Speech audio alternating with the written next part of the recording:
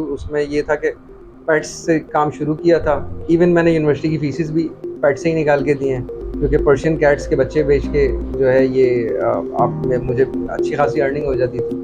तो जॉब से इतना नहीं कमा रहे होते थे हम जितना पर्शियन कैट्स के बच्चे बेच के कमा लेते थे। तो माइंड में हमेशा से ये तो चीज़ थी कि यार इस चीज़ में पोटेंशियल है, पैसा है। ठीक है, तो जो आपकी एल्बाइनो रेड आई या कोई नंबर 1 पे कमर्शियल बर्ड, नंबर 2 पे आप पेल फेलो ले लें, नंबर 3 पे डन फेलो ले लें। जितनी रेड आई जीन है मेरे हिसाब से सब कमर्शियल है। ठीक है, इसमें पाकिस्तान में कोई खास सवाल इतनी जल्दी आने वाला नहीं है, तो आंख बंद करके इन बर्ड्स पे लगाएं। इस चीज़ को जहन से निकाल के आप काम शुरू करें कि यार ये बेचूंगा कहाँ पे, जब वक्त आएगा तो बिक जाएंगे। अभी आजकल सोशल मीडिया का दौर है, ठीक है, तो सोशल मीडिया ने बहुत सारी चीज़ें बहुत आसान कर दी। आपके हाथ में एक जो डिवाइस है ना, मोबाइल, यही आपको सब कुछ करवाएगा।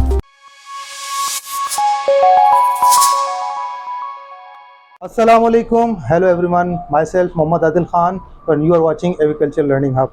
आज मैं और chairman aviculture learning hub Yasir भाई विज़िट पे आए समीर भाई के पास, ताकि हम कुछ चीज़ें सीख सकें और अपने फेलो फेंसर्स को भी कुछ चीज़ें सिखा सकें, क्योंकि समीर भाई का काफ़ी अच्छा एक्सपीरियंस रहा है और काफ़ी सक्सेसफुल ब्रीडर रहे हैं, ख़ासकर लवबर्ड फार्मिंग में।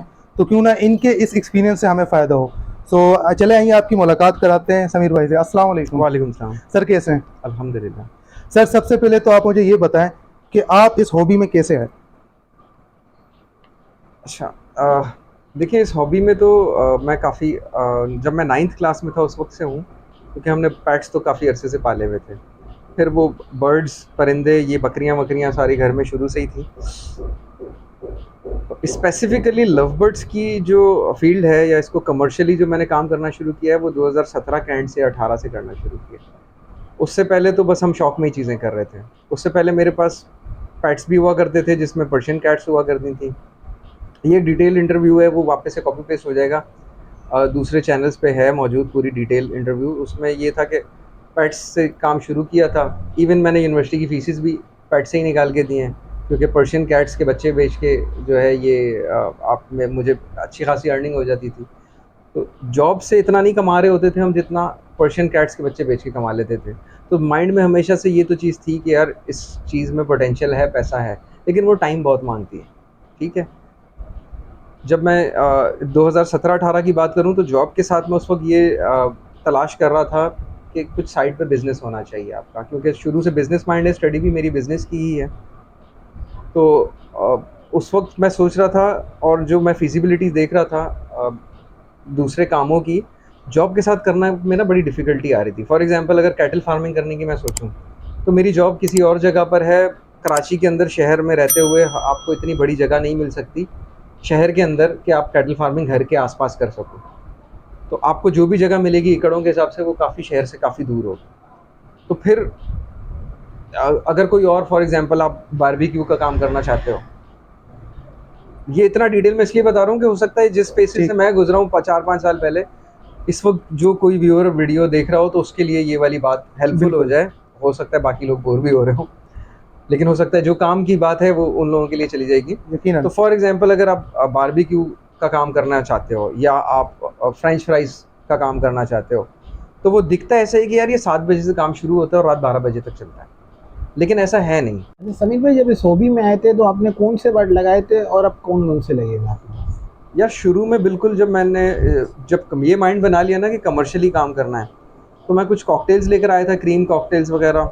और अगर लवबर्ड की बात की जाए तो मैं अल्बाइनो से मैंने शुरू किया था, albino, red eyes, green fishers, और इन्हीं बेसिक बर्ड से ही शुरू किया था, पावर ब्लू या मिस्टी, इनसे ही शुरू किया था। तो समीर भाई आपने कितनी इन्वेस्टमेंट से ये काम स्टार्ट किया था? यार मैंने तो ये इन्वेस्टमेंट मेरे ख्याल से बर्ड्स की शायद 50-60 हज़ार रुपये थे, वो भी मैंने अपने क्रेडिट कार्ड से बैंक से लोन लेके समझे काम शुरू किया था। ठीक, जो इनिशियल स्पेसिफिकली लव बर्ड्स की अगर बात कीजिए अदर देन केजेस, तो ये 50-60 हज़ार रुपये आपकी बर्ड्स कीपिंग के हवाले से कुछ खास ट्रेनिंग ली थी या कोई आइडियाज़ था या कोई कोर्स वगैरह किए थे आपने? बर्ड्स कीपिंग के हवाले से देखिए मेरी शुरू से हमेशा प्रैक्टिस रही है, क्योंकि बर्ड्स मैं काफ़ी सालों से पाल रहा हूँ एज अ हॉबी। तो मैं जो भी म्यूटेशन कभी ख़रीदता हूँ ना, तो पहले उसके बारे में मैं स्टडी करता था। अभी तो खैर बहुत यूट्यूब के चैनल आ गए हैं स्पेसिफिकली लव बर्ड के लिए, पहले ऐसा नहीं होता था। फॉर एग्जांपल जैसे मैंने रंप रखे थे, तो पहले मैंने रम के बारे में पूरा आर्टिकल पढ़ता था मैं गूगल पे, जो भी इंफॉर्मेशन अवेलेबल होती थी कि इसका डाइट क्या है, इसको केज साइज़ क्या चाहिए, सारी चीज़ें एक बर्ड के बारे में नॉलेज हासिल करने के बाद फिर आप लव बर्ड डालते हो। तो बर्ड कीपिंग बहुत इंपॉर्टेंट होती है।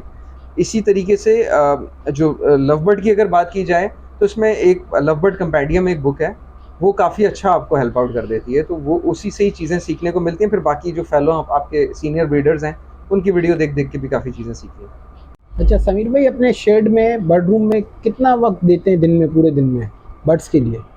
अच्छा, मेरे पास तकरीबन 100 पेयर्स का सेटअप है, माशाल्लाह। देखिए। और अगर इसकी डेली की बात की जाए तो वैसे तो पूरा दिन कम है, क्योंकि हम शौकीन हैं, हम बैठ के भी पूरा टाइम ऐसे भी लगा देते हैं। लेकिन अगर स्पेसिफिकली सिर्फ काम की बात की जाए कि दाना पानी और बॉक्स चेकिंग, तो 2 घंटे इज़ इनफ। मतलब 1 घंटा आपने दाना पानी कर लिया, 1 घंटे में बॉक्स चेकिंग कर ली ब्रीडिंग सीजन में। ऑफ सीजन में 1 घंटा बहुत है, सिर्फ दाना और पानी करना होगा। अच्छा समीर भाई, बर्ड फार्मिंग में किस किस्म की बीमारियों का सामना करना पड़ता है? अच्छा, जो लव बर्ड है इसमें डिफरेंट बीमारीज़ हैं, बजरीज़ में डिफरेंट बीमारीज़ हैं। तो बजरी में तो रानीखेत सबसे ख़तरनाक बीमारी है, और ख़ैर वो भी हमने सामना किया उसका भी। खैर लेकिन उसमें पूरे पूरे शेड फ्लॉक जो है ना आपका ख़त्म हो जाता है, और मेरे साथ ऐसा हुआ भी था पास्ट में। अच्छा, लव बर्ड में जो सबसे बड़ी बीमारी है वो है पॉक्स। नॉर्मल बर्ड जो बीमार होता है, बुखार होता है या उसको डायरिया हो जाता है, वो तो एक सिंपल नॉर्मल सी बात है। लेकिन जो लव बर्ड की सबसे ख़तरनाक बीमारी है वो पॉक्स है। पॉक्स को फेस करना पड़ता है। अच्छा समीर भाई, अगर शेड में कोई बीमारी वगैरह आ जाती है तो उसके लिए कोई वैक्सीनेशन यूज़ करते हो या कोई देसी टोटका यूज़ करते हो, क्या करते हो? देखिए, जो लव बर्ड की सबसे बड़ी बीमारी जैसे मैंने आपको बताया कि पॉक्स है। पॉक्स की वैक्सीनेशन आती है, पहले तो नहीं अवेलेबल थी, लेकिन कराची के ही डॉक्टर हैं, डॉक्टर ज़मीर, उन्होंने अपने पास ये वैक्सीन बनाई है और मैंने इस्तेमाल की है, उससे भी फ़र्क पड़ता है। किसी भी जानदार के लिए उसकी ग्रो के लिए डाइट बड़ी इंपॉर्टेंट होती है, तो आप अपने बर्ड्स की डाइट के लिए क्या ख्याल करते हैं उसका? और देखिए, जो इनकी जो हमने जो इनको हम मिक्स फीड दे रहे हैं ना, वो एक बैलेंस्ड डाइट है, ठीक है? उसमें तमाम न्यूट्रिशंस, मिनरल्स, कैल्शियम और सॉल्ट, उसकी सारी चीज़ें हमने एक डाइट के अंदर दे दी हैं। जब मैं शुरू में ये हॉबी कर रहा था तो फिर हम बहुत कुछ दिया करते थे। उसमें सॉफ्ट फूड भी दे रहे थे और ड्राई फूड भी दे रहे थे। आपकी लाइव जो फ्रेश वेजिटेबल्स और फ्रूट्स फ्रूट्स तो इतने ये लोग ना लव बर्ड्स नहीं खाते। आपके बड़े पैरट्स जो हैं उनको वो सारी चीज़ें भी दे रहे थे। लेकिन फिर डॉक्टर ज़मीर ने काफ़ी अच्छा गाइड किया और उन्होंने एक बैलेंस्ड डाइट मुझे बताई, तो वो अब हम सिर्फ वही चला रहे हैं। समीर भाई, ये लव बर्ड में कमर्शियल बर्ड कौन सा होता है और मोटेशन बर्ड कौन सा होता है, इसके बारे में थोड़ा सा? अच्छा, देखिए, मेरी नज़र में तो सारे ही कमर्शियल बर्ड हैं, क्योंकि हर बर्ड ने इन दी एंड जो भी ब्रीडर उसको प्रोड्यूस करवा रहा है, उसका एंड पर्पस उस बर्ड को सेल करना ही है। इस बात से एग्री करते हैं? जी ठीक जी है। बिल्कुल। अब वो उसको आप कमर्शियली कर लें, उसको म्यूटेशन कर लें, उसको हॉबी कर की भी कैटेगरी लाते हैं कि यार ये मेरी हॉबी है, ये मेरी वो है। लेकिन मेरी नज़र में सारा ही बर्ड कमर्शियल है। तो समीर भाई, आपके थ्रू आउट इस बर्ड फार्मिंग के जर्नी में सबसे अच्छा एक्सपीरियंस कौन सा रहा है और सबसे बैड एक्सपीरियंस कौन सा रहा है? यार देखें, सबसे अच्छा एक्सपीरियंस तो यही है कि बर्ड आप लेकर आओ, वो ब्रीड करे, उसका चिक आए, सर्वाइव करे और इन दी एंड आप उसको सेल कर दो। तो ये है सबसे अच्छा एक्सपीरियंस। और सबसे बैड एक्सपीरियंस मोर्टेलिटी है, तो वो बर्ड की हो, उनके चिक्स की हो। तो ये सब जो है कुछ ऐसा नहीं है कि कोई फेज़ आएगा तो आपको मोर्टेलिटी फेस करनी पड़ेगी। ये रूटीन का वर्क है, ये डेली हो रहा होता है। ठीक। तो थ्रू आउट द सीज़न चल रहा होता है। इससे घबराने की बात नहीं होती। जितने मर रहे होते हैं उससे ज़्यादा प्रोड्यूस हो रहे होते हैं। मीन्स हर सीजन में अप डाउन आते रहते हैं, चैलेंजेस बिल्कुल हर बिल्कुल सीजन में बिल्कुल, होते ये तो हैं। पार्ट ऑफ बिजनेस है, पार्ट ऑफ हॉबी है। तो इससे अच्छा, तो समीर भाई मुझे एक चीज़ ये बताएं कि आप भी जॉब करते थे, फिर आपने जॉब छोड़ दी, देन आपने इसको फुल टाइम बिजनेस कहा। अब एक शख्स जो 9 to 5 जॉब करता है और वो इस बिज़नेस में आना चाहता है और उसके पास इन्वेस्टमेंट भी कम है, या हाउस वाइफ हैं या एजेड लोग हैं, तो क्या उनको ये काम करना चाहिए? बिल्कुल करना चाहिए। जॉब के साथ ये एक ऐसा बिज़नेस है कि देखें, आपके घर से स्टार्ट हो जाता है, बहुत कम स्पेस चाहिए, इन्वेस्टमेंट आपकी मर्ज़ी की चाहिए। मतलब ये वो काम नहीं है कि सर्टेन अमाउंट होगी तो काम शुरू होगा। बहुत ईज़ी इसके अंदर एंट्री है। कि फॉर एग्जांपल आपके पास 20,000 रुपये हैं, तो आपने केजेस लेकर आएँ और उसके बाद आप 20,000 रुपये से स्टार्ट कर दें। तो इसमें तो मल्टीप्लायर ही ऐसा लगता है कि ये काम आगे बढ़ता रहता है। तो जो 9 टू 5 जॉब कर रहा है या रिटायर्ड लोग हैं या हाउसवाइफ्स हैं, ये बड़े अच्छे तरीके से काम कर रहे हैं, बाइज़्ज़त तरीके से काम हो रहा है और बहुत अच्छी अर्निंग्स हैं इसके अंदर। तो बिल्कुल करना चाहिए। और काम शुरू करने से पहले मैं ये बोलूँगा कि उन सबको इस काम करने का शौक़ होना चाहिए।